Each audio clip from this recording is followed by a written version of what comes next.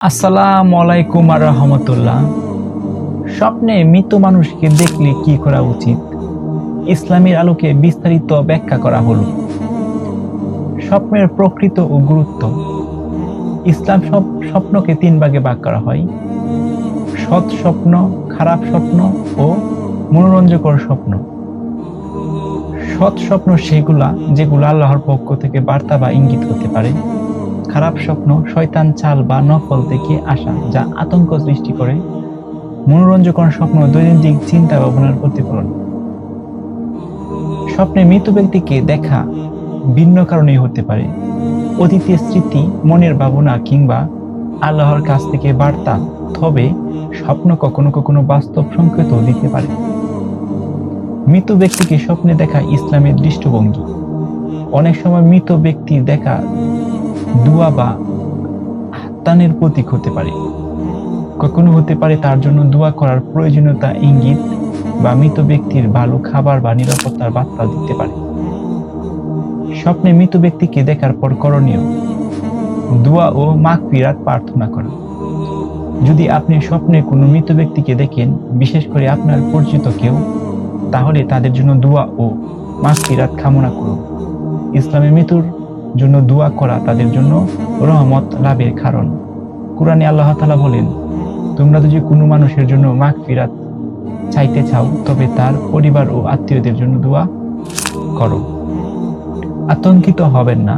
মৃত ব্যক্তিকে স্বপ্নে দেখে ভয় পাওয়ার প্রয়োজন নেই, বরং এটি আল্লাহর পক্ষ থেকে কোনো বার্তা বা স্মরণ হতে পারে। স্বপ্নের বর্ণনা অন্য কাউকে বলার ক্ষেত্রে সাবধানতা। যদি স্বপ্নে পাওয়ার বার্তা, ছবি ভালো হয়, তাহলে তার অন্যের সঙ্গে ভাগ করে নিতে পারেন, কিন্তু খারাপ স্বপ্ন হলে আতঙ্কিত সৃষ্টি থেকে বিরত থাকুন।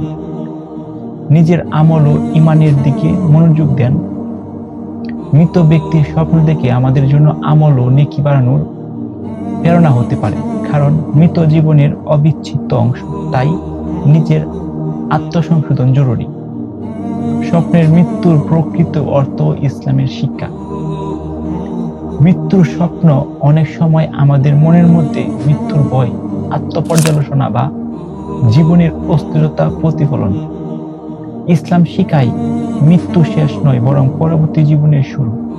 তাই মৃত্যুকে ভয় নয়, বরং প্রস্তুতি হিসাবে নেওয়া উচিত। মৃত্যুর স্বপ্ন দেখে নিজের জীবনের হিসাব নিকাশ করা প্রয়োজন। বিশেষ দোয়া ও করণীয়: যদি আপনি মৃত ব্যক্তিকে স্বপ্নে দেখেন, তাহলে মৃত ব্যক্তির জন্য আল্লাহর কাছে রহমত কামনা করুন। নিজের জন্য তওবা ও নেক আমল বেশি করার সংকল্প করুন।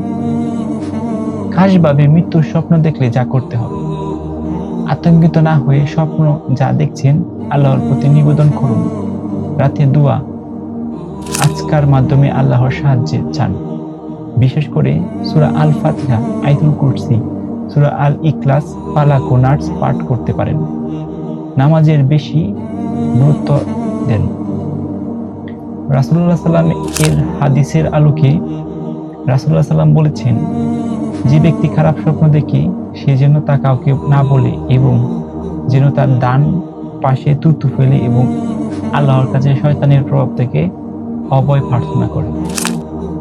উপসংহার: স্বপ্নের মৃত ব্যক্তিকে দেখা ইসলামের দৃষ্টিতে একটি গুরুত্বপূর্ণ ব্যাপার। এটি আমাদের জন্য দোয়া, আত্মপর্যালোচনা এবং আল্লাহর নৈকট্য সুযোগ হতে পারে। মৃতের জন্য দোয়া করা এবং নিজের জীবনে পরিশুদ্ধ করার জন্য সংকল্প করা উত্তম। ভয়ের কিছু নেই, বরং আল্লাহর উপর ভরসা রেখে দোয়া ও আজকার মাধ্যমে